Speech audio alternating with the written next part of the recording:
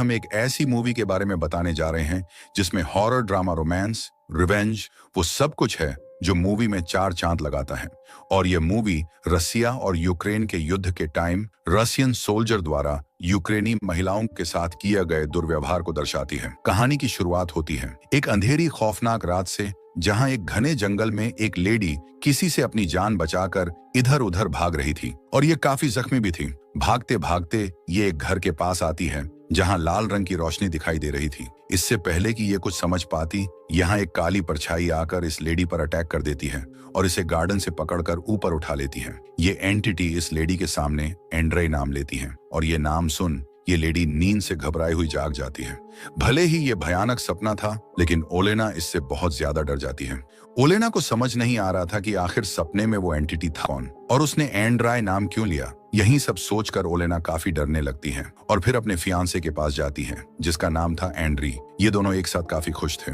Andriy ओलेना दोनों कुछ हसीन मोमेंट्स एंजॉय करते हैं और यहाँ हम देख पाते हैं कि दोनों एक दूसरे से बेहद प्यार करते हैं और जल्दी शादी के बंधन में भी बंधने वाले हैं और दोनों फिलहाल यूक्रेन में एक साथ रहते हैं। एंड्री ओलेना के लिए नाश्ता वगैरह बनाकर अपने काम पर चला जाता है, लेकिन अब भी ओलेना के दिमाग में वही बुरा सपना घूम रहा था, इसलिए ये अपनी आंटी को कॉल करती है जिनका नाम येवदोकिया था।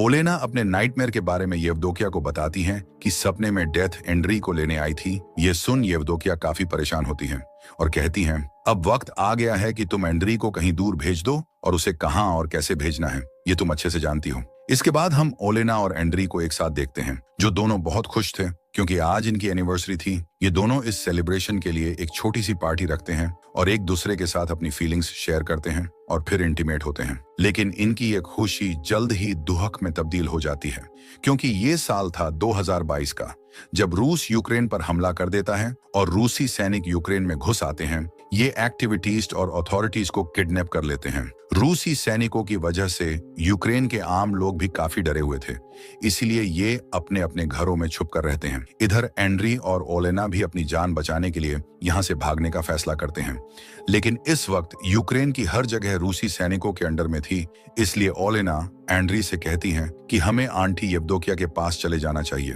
क्योंकि आंटी येवदोकिया का घर शहरी इलाके से दूर जंगल के बीचों बीच सुनसान जगह में बना हुआ था। ये घर वर्ल्ड वॉर के टाइम पर भी था जहां कोई भी सैनिक नहीं पहुंच पाया था, इसीलिए ओलेना एंड्री से वहीं चलने की जिद करती है और एंड्री भी मान जाता है और दोनों गाड़ी में बैठकर जा ही रहे होते हैं कि रास्ते में कुछ रूसी सैनिक इनकी गाड़ी रोक लेते हैं और इनसे पूछताछ करने लगते हैं और इनकी तलाशी भी लेते हैं। एंड्री इनसे बचने के लिए काफी अच्छे से बात करता है, पर ये रूसी सैनिक ओलेना के साथ मिसबिहेव करना शुरू कर देते हैं। पर एंड्री किसी तरह बस यहाँ से निकलना चाहता था, इसलिए ये इनसे कुछ नहीं कहता और गुस्सा शांत करके बैठा रहता है। सभी पूछताछ करने के बाद भी ये लोग इन्हें नहीं जाने देते, बल्कि ये सैनिक अपने चीफ से ओलेना की डिमांड करते हैं ताकि ओलेना के साथ इंटीमेट हो सके और चीफ भी इसके लिए राजी हो जाता है। परमिशन मिलते ही ये सैनिक ओलेना के पास पहुंच जाते हैं और उसे टच करने की कोशिश करते हैं, लेकिन ये सब देख एंड्रे का खून खोल जाता है और ये इन सैनिकों पर गोलियां चलाना शुरू कर देता है। इस अटैक में एक सोल्जर मारा जाता है, जबकि दूसरे सोल्जर का पैर काफी ज्यादा जख्मी हो जाता है। जैसे तैसे ये दोनों बचते बचाते अपनी आंटी येवदोकिया के घर आ जाते हैं। घर पहुंचने के बाद ओलेना अपने डॉग को जल्दी से गाड़ी से बाहर निकालती है क्योंकि गोलियां चलने के दौरान ये भी काफी जख्मी हो गया था, इसलिए ये डॉग के ट्रीटमेंट के लिए डॉग को आंटी को सौंप देती है। लेकिन तभी ओलेना अपने हाथों पर लगा खून नोटिस करती है और जब ये एंड्री के पास जाकर देखती है तो वो घायल होता है और इसे भी गोली लग चुकी थी। एंड्री की हालत बहुत ज्यादा खराब थी। ओलेना इसे संभालने की कोशिश करती है पर कोई फायदा नहीं होता। एंड्री का जख्म इतना गहरा था कि वो इसकी जान ले लेता है और ओलेना अपने ही हाथों में अपने प्यार को मरता हुआ देख बहुत रोने लगती है। ओलेना एंड्री को ठीक करने की बहुत कोशिश करती है, लेकिन अब एंड्री के जाने का वक्त आ चुका था। डेथ एंड्री को लेकर अपने साथ चली जाती है और यही साइन ओलेना को बार बार अपने सपनों में भी मिल रहा था, जो कि अब सच हो चुका था। इधर हम उन्हीं सैनिकों को देखते हैं जो अब ऐसे साथ बिहेव कर रहे थे जैसे कुछ हुआ ही ना हो। ये बिना किसी दुख के अपने सैनिक साथियों का जरूरी सामान निकाल लेते हैं और जो जख्मी होते हैं उन्हें ट्रीटमेंट देकर बेफिक्र होकर बैठ जाते हैं। ओलेना के लिए एंड्री की मौत को एक्सेप्ट करना बहुत मुश्किल था। ये एंड्री की डेड बॉडी को देखकर फूट फूट कर रोने लगती है ओलेना को इतना परेशान और बदहवास देख आंटी येवदोकिया इसके पास आती हैं और इसे समझाते हुए कहती हैं सब ठीक हो जाएगा। इस पर ओलेना कहती है कि मुझे कुछ ठीक नहीं करना, बस मुझे एंड्री चाहिए। ओलेना आगे कहती हैं कि मैं कई लाइफ जी चुकी हूँ, हजारों युद्ध मैंने देखे हैं, कई लोगों को खोया है, लेकिन एंड्री को खोने का दुख सबसे बढ़ा है।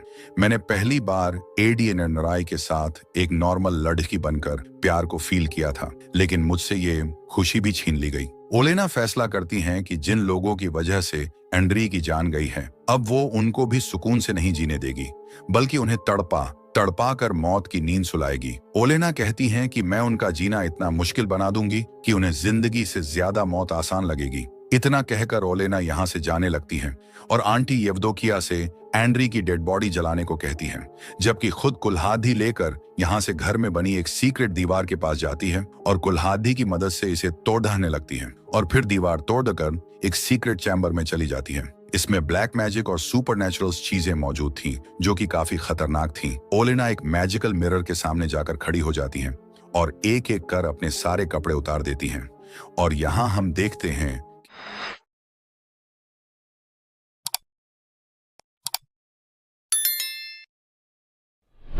के साथ जिंदगी गुजारना चाहती थी, पर ऐसा नहीं हो पाया, इसीलिए ये इस दुनिया में वापस आ गई। इधर हम रूसी सैनिकों को देखते हैं जिनका चीफ बताता है कि खाने की सप्लाई अभी नहीं हो पाएगी, क्योंकि जो खाने का ट्रक था वो यूक्रेन ने रोक लिया था। इसलिए चीफ इन सब से कहता है कि अब तुम लोग बिल्कुल आजाद हो, तुम्हें जैसे भी खाना लाना है तुम इसके लिए फ्री हो, तुम किसी को भी मार सकते हो। ये सब सुनकर सैनिक बहुत खुश होते हैं और अलग होकर खाना ढूंढने के लिए निकल जाते हैं। कुछ सैनिक एक घर में खाना ढूंढने जाते हैं जहां एक बूढ़ा आदमी इन्हें यहां से भगाने लगता है, लेकिन ये रूसी सैनिक इस बुजुर्ग आदमी को ही मार देते हैं और इसके घर में जबरदस्ती घुस जाते हैं, जहां इन्हें इस बूढ़े आदमी की बेटी दिखाई देती है जिसका नाम था काटिया। केटी को देखकर ये सैनिक इसे बंधी बनाने की कोशिश करते हैं, लेकिन काटिया किसी तरह इनसे बचकर यहाँ से भागने लगती है, पर कोई फायदा नहीं होता क्योंकि ये सैनिक जल्द ही इसे बेहोश कर देते हैं और एक सैनिक मौके का फायदा उठाकर कैटिया के साथ गलत काम करने लगता है। जब कैटिया को फील होता है तो ये होश में आ जाती है और जोर से चीखने चिल्लाने लगती है, लेकिन ये सैनिक इस पर बिल्कुल रहम नहीं करता। वहीं दूसरी तरफ कुछ सैनिक मौज मस्ती के लिए एक घर पर शूट करने लगते हैं। जब एक लेडी ये सब देखती हैं तो इन सैनिकों को समझाते हुए कहती हैं कि तुम लोग इंसान हो, इंसान ही बनकर रहो, जानवरों जैसे बर्ताव मत करो। लेडी की ये बात सुन सैनिकों को काफी गुस्सा आता है और ये इसे शूट कर मौत की नींद सुला देते हैं। इसके बाद ये लोग एक कैंप के पास पहुंचते हैं। यहीं काटिया को भी लाया जाता है ताकि सभी सोल्जर्स का मनोरंजन हो सके, लेकिन तभी हम ओलेना को देखते हैं जो कि खून से एक रिचुअल परफॉर्म करती हैं। ये उस सैनिक पर किया गया था जिसको अंद्रिया ने गोली मारकर एक पैर जख्मी कर दिया था। ओलेना के इस रिचुअल से इस सैनिक का जख्मी पैर और ज्यादा घायल हो जाता है। इसमें बहुत ज्यादा दर्द होता है जिसे बर्दाश्त कर पाना बहुत मुश्किल था। और फिर इस सैनिक के मुंह से बालों का गुच्छा और एक पेपर का टुकड़ा बाहर निकलता है जिस पर लिखा था कि ये जंगल तुम सब की कब्र बन जाएगा। ये सब पढ़ने और देखने के बाद ये सोल्जर बहुत ज्यादा डर जाता है और इसकी हालत इतनी खराब हो जाती है कि ये यहीं मर जाता है। इधर चीफ को भी सपने में ओलेना खून से सनी हुई दिखाई देती है जो इन सब को मारने की बात कहती है। ये देख चीफ काफी घबरा जाता है और सोल्जर्स से काटिया को यहाँ से दूर ले जाने के लिए कहता है। चीफ की बात मानकर सोल्जर्स काटिया को एक सुनसान जगह पर फेंक देते हैं और यहीं ओलेना भी आ जाती है जो काटिया से पूछती हैं कि क्या तुम्हें बदला चाहिए। काटिया कोई जवाब नहीं देती, लेकिन उसकी आंखों में छुपा दर्द बदला लेने की मांग करता है और ओलेना भी समझ जाती है। इधर जब एक सोल्जर यूरिन करने जाता है तो यूरिन की जगह खून निकलने लगता है। ये देख सोल्जर काफी ज्यादा परेशान हो जाता है। इसके बाद हमें दो सैनिक दिखाए जाते हैं जिनमें से एक को ओलेना अपने काबू में करने की कोशिश करती है और जब इसे मारने के लिए आती है, लेकिन इसकी फैमिली फोटो देख इसे नहीं मारती, बल्कि अब ये दूसरे सैनिक को पैसों का लालच देती है। जमीन पर इतने सारे पैसों को देखकर ये सोल्जर लालच में उसके पास जाने लगता है। अगली सुबह जब सब सोल्जर्स अपने फोन देखते हैं तो सबको एक ही मैसेज मिलता है जिसमें लिखा था कि तुम सब की कब्र इसी जंगल में बनेगी। ये पढ़ने के बाद सभी सोल्जर्स काफी घबरा जाते हैं, लेकिन चीफ इस पर ज्यादा ध्यान नहीं देता क्योंकि ये भूत प्रेत और काली शक्ति पर बिल्कुल भी यकीन नहीं करता था, बल्कि चीफ इसे दुश्मनों की एक चाल बताता है और सभी सोल्जर्स को अलर्ट रहने के लिए कहता है। लेकिन तभी एक सैनिक सभी लोगों को जंगल की एक ऐसी जगह ले जाता है जहां बहुत सारी वुडू डॉल्स लटकी हुई थी। इसके बाद ये लोग अपने एक सैनिक साथी को देखते हैं जो पेड़ से बंधा हुआ था। इसके बाल उखाड़ दिए गए थे, होंठ सिल दिए गए थे और पेट भी फटा हुआ था। इतनी बुरी कंडीशन देख सभी शॉक्ड रह जाते हैं और एक सोल्जर अपने साथी को बचाने के लिए जैसे ही अपना कदम आगे बढ़ाता है, वैसे ही ये पैडेज से बंधा सोल्जर ब्लास्ट होकर मारा जाता है, क्योंकि ओलेना ने इसके आगे ही बम ट्रैप बिछाया हुआ था। ये देख सभी सोल्जर उस सोल्जर पर गुस्सा करते हैं और कहते हैं कि तुम्हें ऐसा आगे नहीं बढ़ना चाहिए था। इधर हम ओलेना को देखते हैं जो काफी पावरफुल रिचुअल परफॉर्म कर रही थी। इसके अंदर ये एक डीमन को समन करती हैं और फिर इस डीमन को अपने अंदर समा लेती हैं ताकि उसकी शक्तियां इसे मिल सकें। जब येवदोकिया अपने घर के बाहर निकलकर देखती हैं तो वहां बहुत सारी डेड बर्ड्स की बारिश होती है। ये देख येवदोकिया डर कर जल्दी से ओलेना के पास आ जाती हैं और जब ओलेना को देखती हैं तो समझ जाती हैं ओलेना अपने बदले को लेने के लिए काफी आगे बढ़ चुकी हैं। ये सब ओलेना के लिए भी काफी डेंजर था, इसलिए येवदोकिया ओलेना को समझाने की कोशिश करती हैं कि तुमने अगर ये सब अभी नहीं रोका तो इसका खामियाजा तुम्हें भी भुगतना होगा। लेकिन ओलेना इसकी एक नहीं सुनती और कहती है कि मुझे अपने अंजाम की परवाह नहीं है, मैं बस अपने बदले के लिए किसी भी हद तक जा सकती हूँ। मैं मर भी गई तो मुझे कोई गम नहीं। ये सुन येवदोकिया कहती है कि मैंने ही तुम्हें विच बनाकर एक नई जिंदगी दी थी और अब तुम मुझे ही अकेला छोड़कर जाना चाहती हो। ओलेना येवदोकिया की कोई भी बात नहीं सुनती। इधर हम एक सैनिक को देखते हैं जिसे अपनी फैन मिली फोटो मिली थी। इस फोटो में उसकी वाइफ और उसका बेटा खून से सना हुआ था, क्योंकि ओलेना ने इन दोनों को मार दिया था और इसी फोटो की मदद से इन्हें मारने के लिए रिचुअल भी परफॉर्म किया था। ये देख सोल्जर बहुत डर जाता है और अपनी फैन मिली को देखने के लिए घर जाने की जिद करने लगता है, लेकिन चीफ शहर जाने की इजाजत नहीं देता, इसलिए ये खुद ही टैंक लेकर निकल पड़ता है। पर रास्ते में ओलेना इसके साथ माइंड गेम खेलती है और अपने दिमाग की इसी उलझन में फंसकर ये अपने ही दो साथियों को टैंक से कुचलकर मार देता है। ये देख बाकी सोल्जर्स इसे खूब मारते हैं, हालांकि ये इन्हें सब समझाने की कोशिश करता है, पर ये लोग इसकी कोई बात नहीं मानते। वहीं दूसरी तरफ कैंप पर बॉम्ब अटैक हो जाता है, जिससे बचकर सब लोग इधर उधर बिखर जाते हैं और एक सोल्जर जंगल में आ जाता है। इसी ने उस मासूम लेडी को मारा था, इसलिए यहाँ इसे लेडी की साइकिल दिखाई देने लगती है और फिर लेडी का भूत भी इसे डराने लगता है।